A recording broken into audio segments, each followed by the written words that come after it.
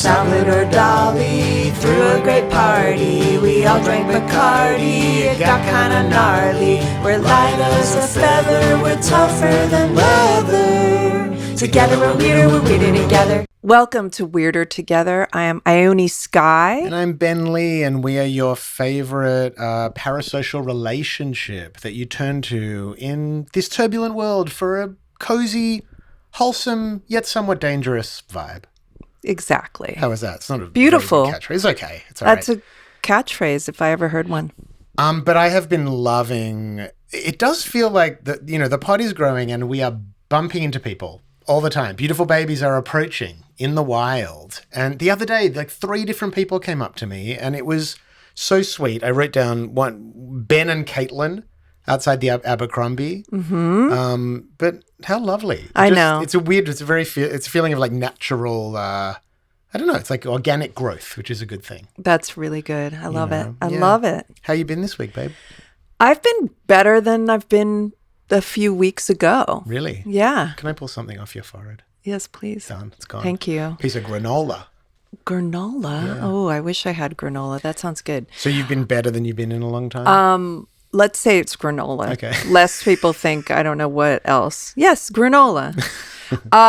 Anyway, yeah, I'm happy. My little brother came into town from LA. Jackie boy. My almost 30-year-old brother. And we were having a lovely time. The sun is shining. We're upside down from, the States and Europe. So now we're getting into summer, and it was a very rainy, lovely winter, but very rainy. So my little dog and I were like sitting finally the backyard has some sun there. And soaking up the big D. yes. How was was yesterday your first Festival of the Winds Yes, in Bondi? Kite Festival? Oh, yeah. It was so wholesome. Kites are so 70s to me. They remind me of the 70s. And I just adored it. The kites were flying on Bondi Beach, and I guess happens every year. It happens every year, yeah. The pavilion was fabulous. It was like a kind of what is it, like carnival? Not carnival. There was an old English. Did you see the person in the bicycle with the like old? I can't think of the word. I need more info. Balloons that are in the sky. It was like a hot air balloon. Yeah, it was but kind of jestery. Okay. There was like a jester. There was an English jester on a bicycle in the sky. No, I'm saying the balloons were like hot air balloons on a bike. Have you ever seen that? Yes. We got there. Okay. We got there with what I'm describing. But there was some, so that's also very 70s to me, like the minstrel, the throwback to the minstrel vibes. Anyway, and it was just, but I do love, we were talking about the beach. It's a very inclusive environment, Bondi Beach, certain parks in the States and things like this. Yeah, Central Park vibes. Well, help me out. Okay. No, I'm with you. There is an egalitarian concept around the Australian use of beaches, which is that they shouldn't be privatized. They should belong to everybody in a sense. They should be great equalizers, like Brazil. The subway. Now, there are obviously socioeconomic factors to do with travel to the beach and public transport that also creates kind of a divide of how do you get there, how accessible the beach is. But at the end of the day, when you're on the beach, much like what Ipanema, or was the big one in Rio de Janeiro, like those big, they are meant to be big meeting places and mixes for society. I love how you said Rio de Janeiro. Very Aussie. I don't know. Oh, yeah. Rio de Janeiro. What were you saying the other day that we said funny, our Australian accents? Well, you've been very impressed with the emphasis on the cock in Bangkok. That's been a concept. Oh, no. We were watching, who was talking about Marilyn Monroe? I was on Flight of the Conchords. Flight of the Conchords do the difference between New Zealand and Sydney, or Australians. A dated reference and irrelevant. Yes, but anyway, exactly. Yeah, well, my mom, I got one of these tents for the beach that I just thought, this is a waste of money, whatever. And you didn't go the cabana style, which is they're the ones that have a bit more of a sort of stigma attached to them. How come? Well, they're seen as that people actually claim more space than you would really need for like three people on a beach. So there's a like colonial aspect to like, you know, carve. But these tents are like, we fit more people in it, I feel like. Than, I got the cheapy one you just open and it pops right open for the beach. And once you figure out how to get that back into that circle shape, it's very slim and easy to carry around. But it was cute. Yeah, I mean, it's not as chic as the cabanas. Those ones are very chic and striped and they look very cute. Yeah. This is just like gray, whatever that's made of. But my mom, everyone who got in at one point was like, I could take a nap in here. So Goldie, I think, fell asleep for a second on my mom's lap. It's small, but weirdly fits a lot. And then my mom... Sounds like my wedding night. my mom was alone at one point when everyone went off to do things, and we came back, and she looked beautiful sleeping in there. And anyway, it was so nice. I could watch. There was a funny one. Kite was a furry, like a big wolf.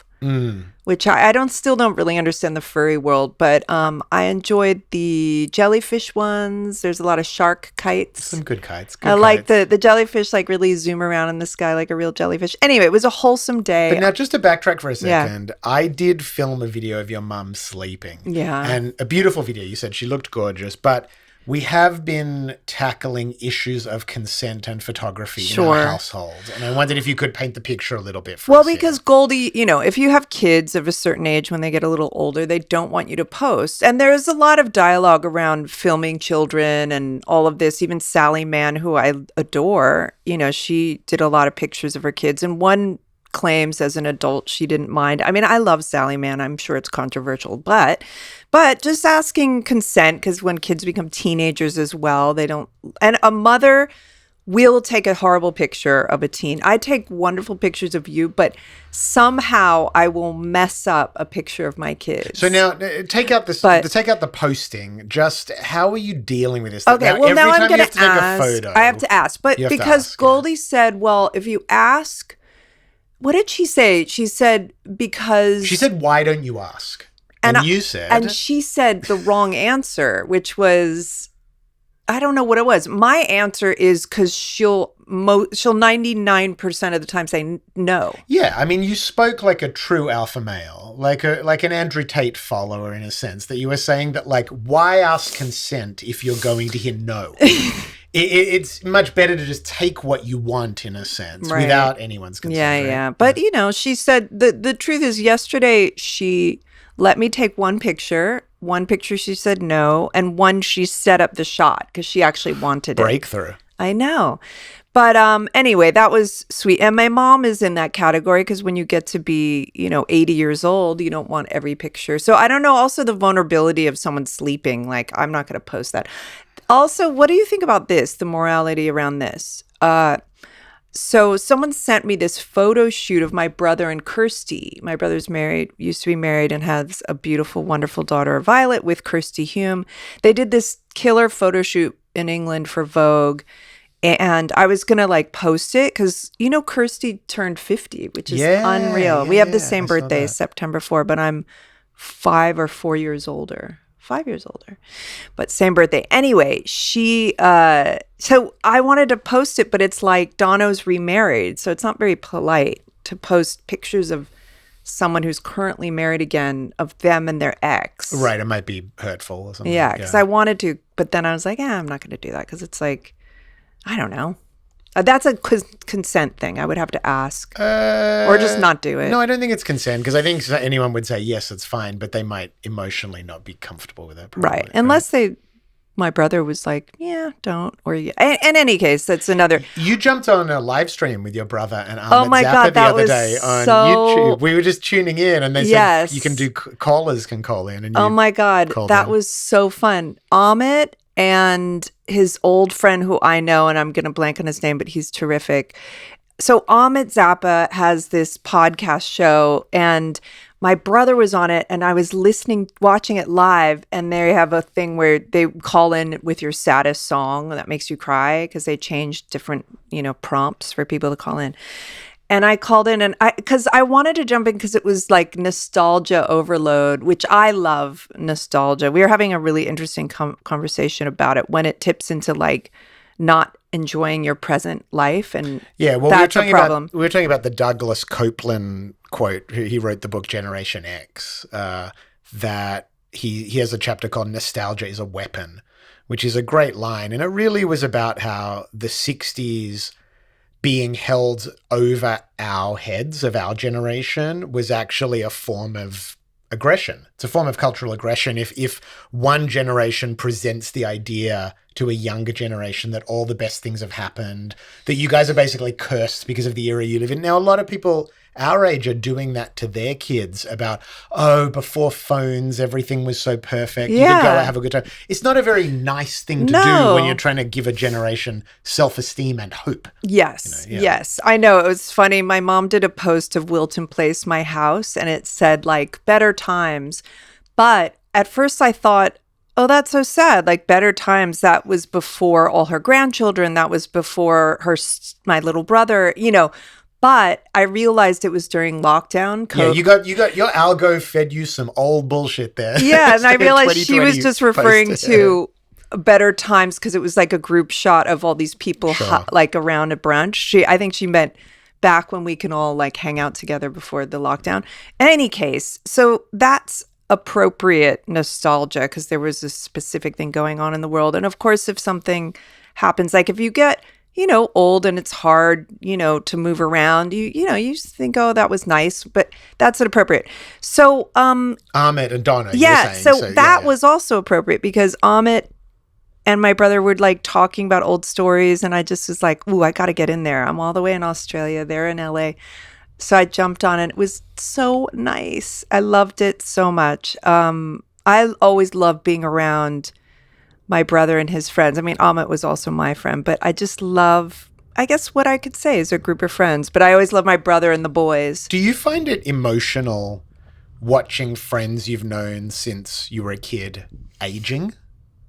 Sometimes, but Amit looks terrific. Not that looks are everything, but like you were saying, like Kirsty turning 50, like these are like real milestones of people from our youth, Like, I mean, not really when people seem vibrant. And I'm not just talking about looks, because it was interesting. I saw on Instagram of somebody who's writing about facelifts. You know how there's like there's a whole new Jenner, wave of like good, and Jenner, Lindsay Lohan had one, and it was interesting because she breaks down seeing these new facelifts, and she passed out watching it, but she also was like, they're so good at doing it these days. And some people I know I looked at the comments. One was did like, like throw up emoji or whatever. And I was so happy because I'm thinking, part of me is like, I feel pressure. Like I should eventually one day get one. And I was just happy to see a lot of these women who are aging and very beautiful. Like, this is disturbing. Like the woman wasn't pushing them, but she wasn't talking about them not being good. Well, she was doing journalism. You don't have to have a moral. It's like you're reporting. Yeah, exactly. But she was neither here nor there. But anyways, so but I do think there is a reaction. Sometimes. Yeah. Well, when we bumped into the kid from Cherimoy Avenue School at what was that? Sharky's. No, the one on Kuenga. Yeah. Yeah. Sharky's, right? Was it? Okay, anyway, it doesn't matter. But he looked kind of like 60, and I was like, oh my God. I found... Which is not old, but I at the time was like 42, and I was like, oh, wow. Well, weren't you in school together? We went to... he looked 60. We were the same age, but that was a little startling. So it's not about how people are looking, but it's also the happiness level. Like when I see Amit and Kirsty, I just think... they actually look like they're in their lives today. Yes. Yes, absolutely. It's inspiring if people are aging and holding on to their passion for life and they're everything. In the present. Yes. they're like they're like going for happiness, whatever that. Well, whole we thing. went to our friend Sally Seltmann's 50th birthday the other night. Sally's going to be opening for me on the Awake is the New Sleep tour starting next week. And so exciting. We've known each other since we were teenagers. I met Sally, her and Lara were in a band called Luster4, and they were handing out flyers to one of their shows outside a Beastie Boys concert at the Horton Pavilion in like 93. And that's where we met. And it was kind of, Sally's someone who I think has totally held on to her enthusiasm and creativity and tenderness of spirit. Oh my gosh, absolutely. And that's when you kind of look at each other as like people getting older and go like, can you believe it? We're older because we still feel like kids. Oh yeah, I know. It's so cool. Yeah, she's got that like curiosity and that same kind of creativity and all of it. And she's kind of also I think it's interesting with like long creative careers that have had a lot of different chapters. Like, she did her solo stuff and New Buffalo and Seek a Lover Keeper and wrote for Feist and has written a book and done all this stuff where it's like, it's almost like you have to get older to look back at it all and for it to kind of seem like it makes sense and it's all part of your expression in your whole lifetime, even if it's confusing as you go along. But the theme was old Hollywood. Yeah. I mean, break down the costumes for us. Come on. So our friend Sarah was dressed like Diane Keaton. Diane Keaton, sorry. That took me longer than it should have. And she was perfect. And then her husband was like Bogey, kind of like Humphrey Bogart. Mm-hmm. I did a like 30s. I was going for 1930s, but I did cross over some eras. You were terrific. No one else was doing a 70s or 60s like you were, Robert Evans. Well, I was doing Robert Evans, but then someone on my Instagram asked if I was doing Bryan Cranston from The Studio. Oh, that's cool. Which was actually, he was doing Robert Evans. Yes. Right? Yes. So anyway, yes. I said I'll take it. Goldie was like a pitch perfect flapper. She was terrific. Darren, Sally's husband, had like, what was he doing? He had like a Marlon Brando. Yeah, he was doing Brando in the vibes. bicycle era. Yeah. That was genius. The bicycle or a motorbike? Did he have a...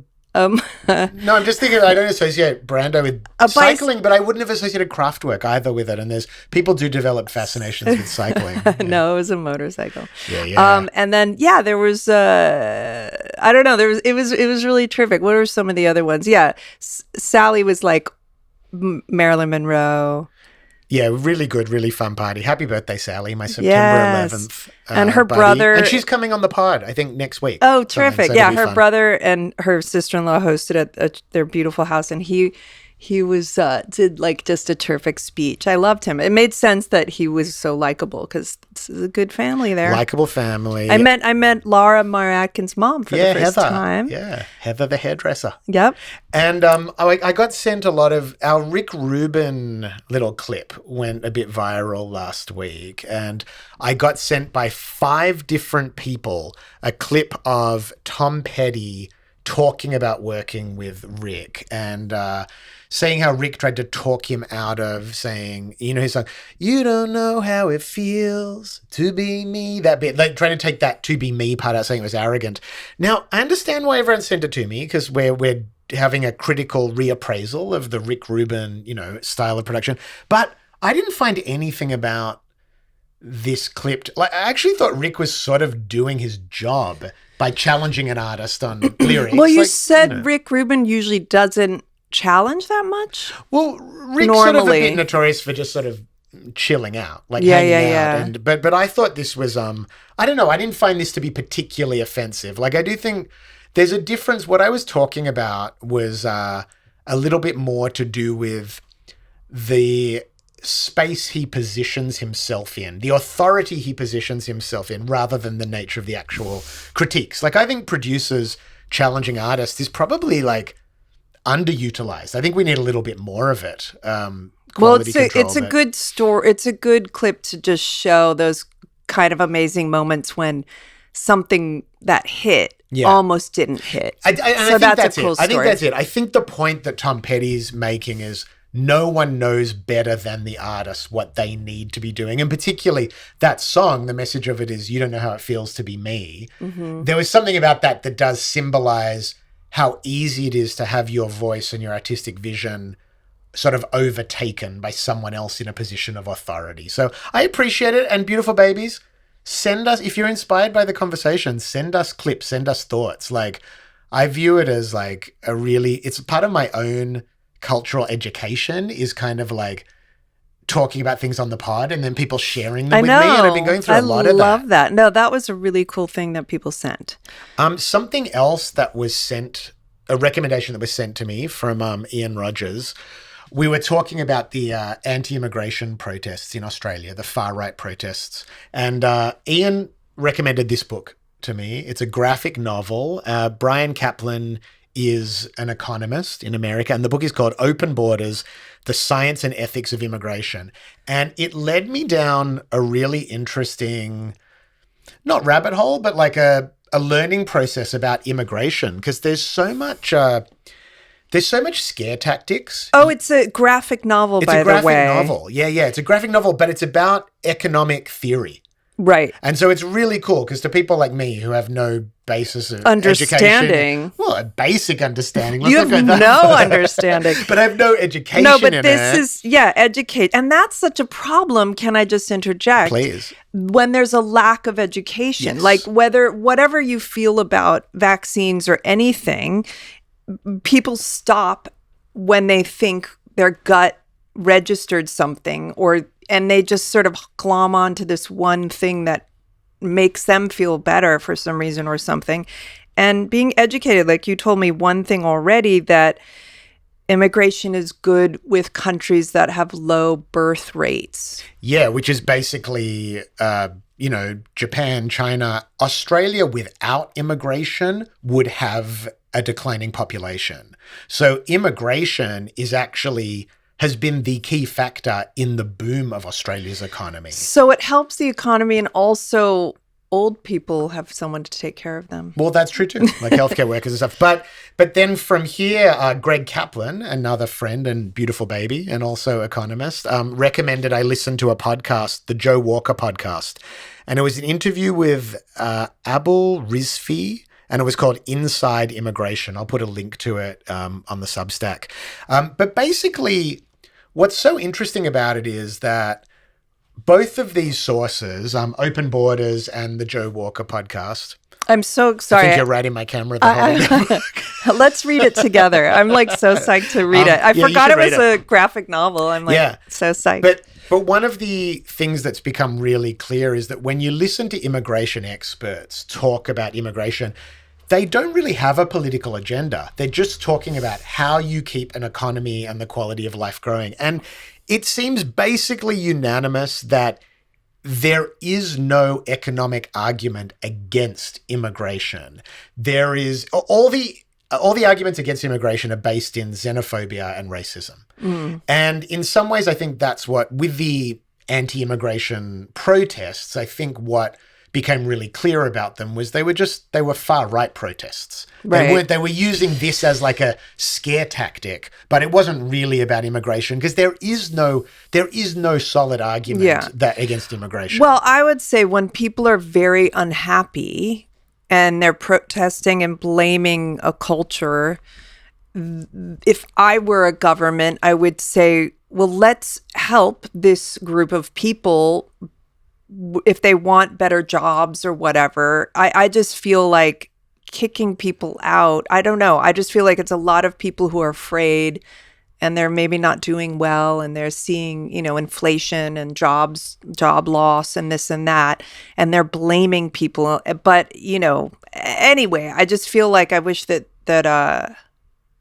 I don't know, governments function best so that everybody could be happy and not blame. Well, when you look at, there's obviously a lot of factors in a country and in a society that, housing markets and all that kind of, but when you look at the role immigration plays in that, it was, like even one of the most basic things is that, yes, when students come to Australia, foreign students, they do take up housing. Of course, everyone needs somewhere to live, but they're only in central cities such where a small universities portion. are. They're like, it doesn't really affect the wider housing market. And the daily that was about the factories, like in, I don't know, it wasn't car factories, I don't think.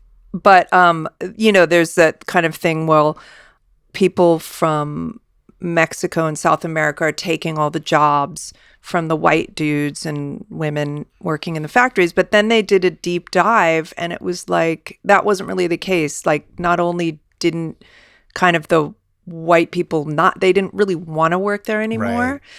But I don't know. It's sort of like they really did a deep dive in it, and the people coming in from South America weren't taking over the jobs necessarily. I don't know. I'm not saying this correctly, but one of the things that if you really study it, it's not kind of what you think usually. Yeah. One of the things I really appreciate about having some influences around me who are more from like a economic world is that they're not, as much as I'm an artist, so I always look first and foremost at like expression, emotion, psychology, but there is something about people that basically just crunch numbers and they have no moral agenda to it that I'm really appreciating, because it does feel like there is so much emotional argument. Everyone's using emotional argument in the world, in politics, everything right now. And I'm just really grateful for people that know how to like crunch data and don't really have a preference for the outcome. They just want to know what's true. And as a white actress, like when things got what a more... great start to that sentence. As a white actress, when things became more inclusive, as they should, in the acting world, I don't know.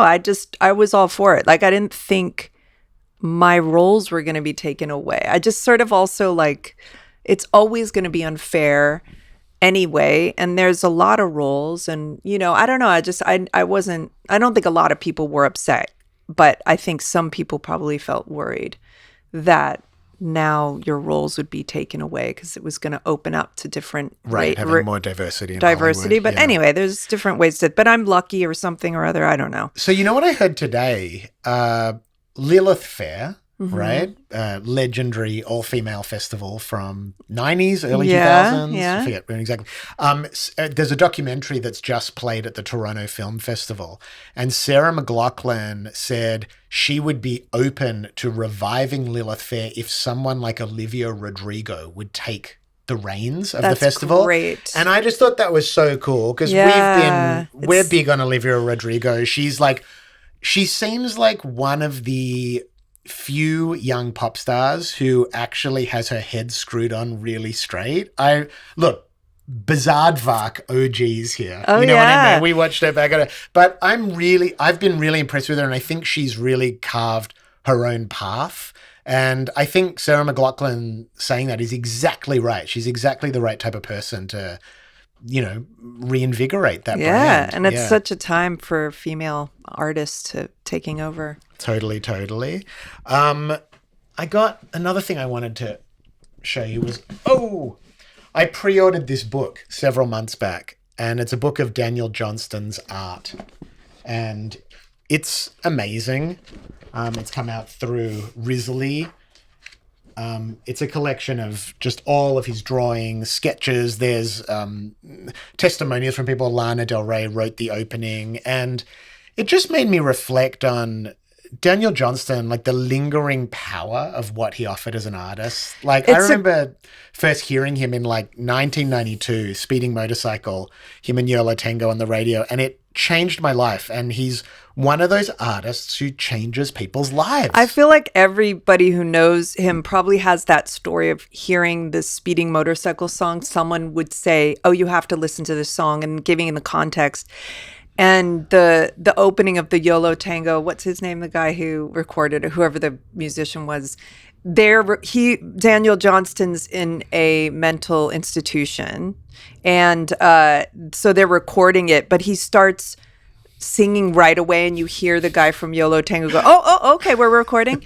And it's just one of those brilliant recordings, sort of like there's a Bad Brains version of that where HR was in jail, and they record, what's what's this song? Anyway, everybody who knows this Bad Brain song, but it's similar. I want to hear that. He recorded it in jail. It's well, whatever. We'll find it. And it's a similar thing, and it's a quality to something like that. Yeah, it feels almost like found art. Like it's one of those like a field recording. Yeah. Don't look it up now. You don't All need to. right. But it was making me reflect on those couple of days I spent working with Daniel Johnston several years back.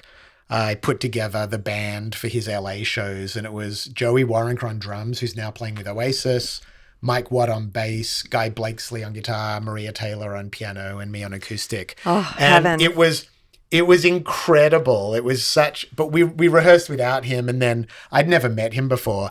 And yeah, it was a tough couple days. I mean, there was some amazing things that happening. I remember we did the sound check for KCRW, Morning Becomes Eclectic, and it was amazing. And then he wrote, all right. Then he went, all right, I'm done, and walked out. And we were like, well, we haven't done the radio session. He's like, I don't play live on the radio. It's too dangerous. And walked out. And we were all just like, what is going to happen? His brother talked him back into the room. And then, that night we played at the Orpheum, and Lucius were getting up to sing backing vocals on True Love Will Find You in the End. And my job was to go up to Daniel and tell him what songs were next.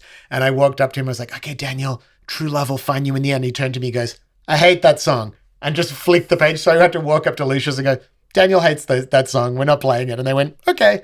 And it was just all part of the mystery and magic of working with Daniel Johnston. Yeah, he had some issues, but when he was singing, he could lock in. Yeah, he absolutely. If you watch The Morning Becomes Eclectic, we did, he was in always precarious state of mental and physical health, but he dropped in when he was singing, and it's just so inspiring. I think the song's called like Sacred Love or something, the Bad Brain song, by the way. Fair.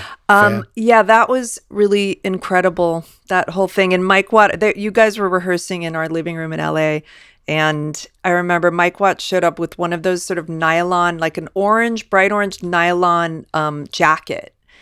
And he was like, whew, getting hot. And he unzipped it and took it off, and he had nothing on underneath, and it was genius. I love Mike Watt so deeply. We all love Mike Watt. We got to get Mike Watt on the pod. He's got to come to Australia sometime and get in bed with us and do the podcast. Who did he lose? DeBoon, his old best friend. Minutemen. Yeah. And I love Firehose, that song, political song, of course. I love Piss Puddle Man. No, it's it's such a good song. Anyway, I'm just, it's a day of not remembering How things. do you like the Charlie Sheen doco on Netflix? Listen, guys. Listen, folks. Listen, beautiful babies. It's one of these documentaries. It's not like The Kid Stays in the Picture or Grey Gardens. It's not like a brilliantly made documentary. And it's not objective. It is a bit of a puff piece. You've got John Cryer and Denise Richards being the kind of voices of reason. Sure. Right? Yeah. But you know what? How could it ever be a puff piece? I mean, yes, it's like maybe too fair here and there, but his life, it was so gnarly. You can't really. But it never paints him as having a bad intention, and I'm not sure that's always true. Sure. Listen, because there are real accusations of like some abusive behavior and stuff. Yes, that's right. And I think he is just that sort of like his charm and whereas Sean Penn,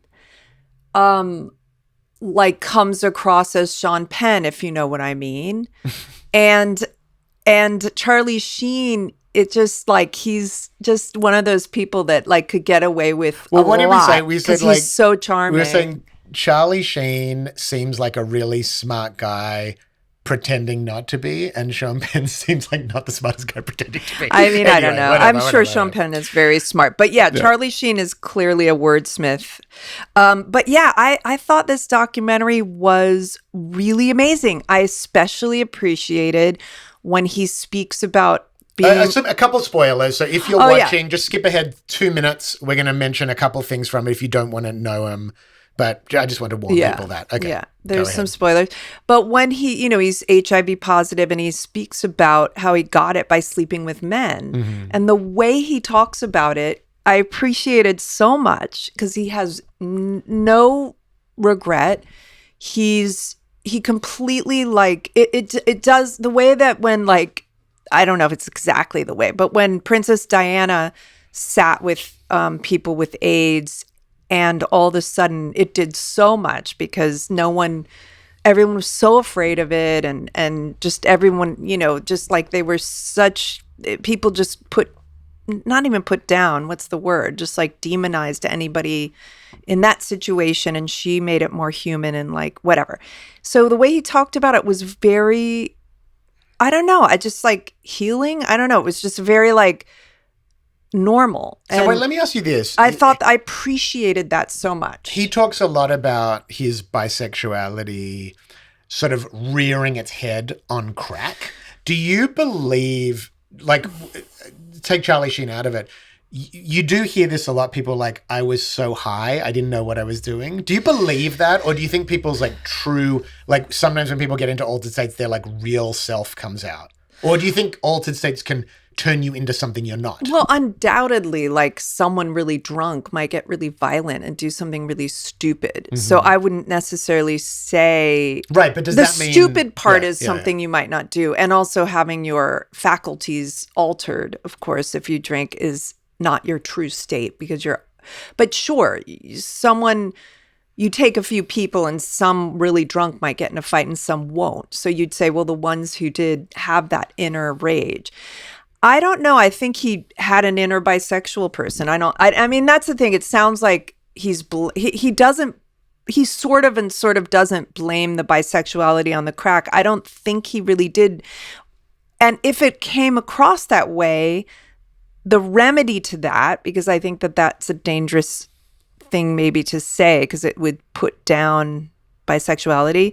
Anyway, I think that the way he spoke about it, I really appreciated because he didn't have intense like shame or, it's sounding like he blames it on the crack, but he's just sort of like, I don't know. Maybe I'm just curious. I don't know. But my favorite. I don't know what to say about that. Like, sure, being loaded, you're going to do stuff you wouldn't normally do. But maybe, I don't know, as far as sexuality, it's probably in there, and maybe that just brings it out. Anyway, okay, so both. Sure. Both. My favorite bit of the doco was the way his drug dealer helped him get off crack, which was basically mixing it in with fake crack, and over the course of 2 years, giving him weaker and weaker crack to the point where basically he weaned him off it, and then one day he just stopped. Yeah. I thought that was a wild story. I know.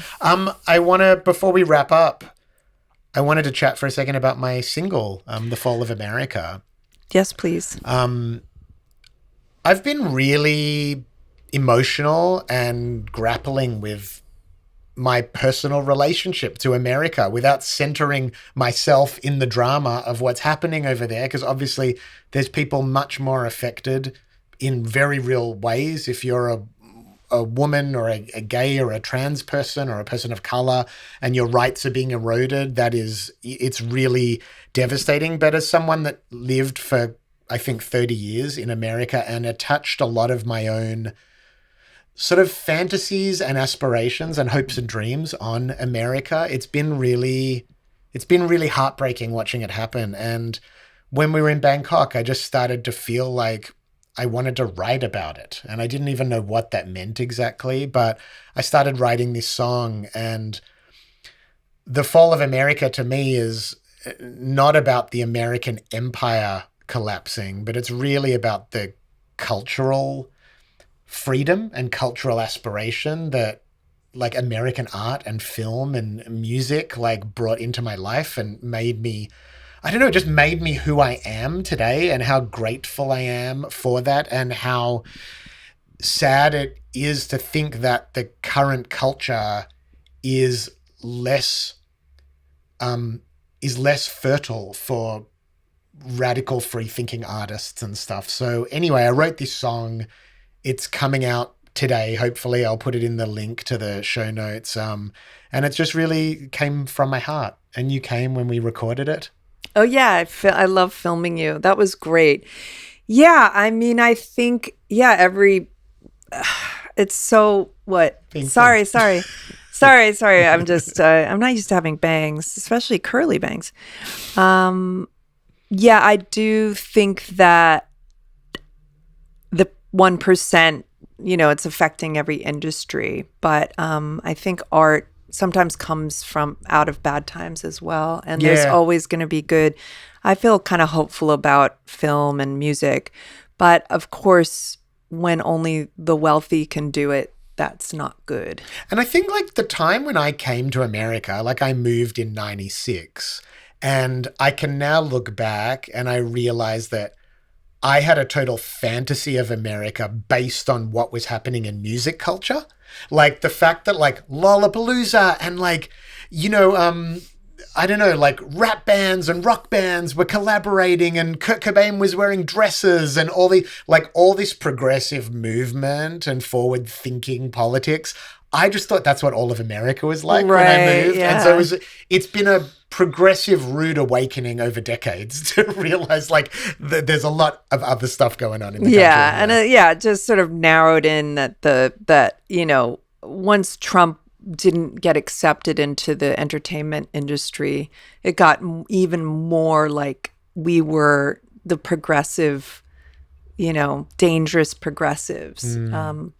But yeah, the movie industry is always mainly the people who are conservative or Republicans. I feel like had to hide a little more, except if you're Reagan, then you became the president. But mainly, it's always been quite a liberal group. Yeah, well, I mean, that's their complaint. That's what Republicans complain. Yeah. But I can now, I think for me, like, a lot of the song is about my own naivety and like the hope of being young. But I do believe there's a place for that. Of course, the sister song is American television. Oh, yeah, exactly. That was just like, woohoo, let's do this. Oh, my God. So the other thing, we're watching Mad Magazine documentary. Oh, yeah. Let's talk about that next week when we finish it. I'm loving that. I mean, this is so cute. You're so smart and well-rounded, but I didn't even know you read Mad Magazine. Dude, me and Dave Regos, not only were we obsessed with Mad Magazine, we made fanzines with a photocopier of Mad Magazine covers. So you could get a little photocopy thing of just Mad. And Brilliant. We used to walk around the neighborhood selling them to I people. just didn't know that they were like in Australia. I knew you had a lot of things. I But think anyway. we may have actually had an Australian version. I'm not sure about that. Mine was 70s era, which I feel like is probably one of the peak eras, but people may argue. I don't know if I talked about this on the pod. When my brother, I think it was when I was doing the Napoleon and Josephine in the 80s, this miniseries in Paris. And my brother and I got dirty magazines from a newsstand. And they were like, one was Emmanuel, and I had it forever. And I was on eBay looking it up. And some were very disturbing. But what is my point? There was a French political magazine that used to be sort of like Mad Magazine. Oh, the one with a Je suis. Like they recently had the thing with a cartoon of Muhammad. Or a different one. I don't know. Okay, this was from a long time ago. We're not talking about something we don't know anything but about. it's nice. Yeah. Why we're getting books is we have a new house. I mean, we're newly living in Australia.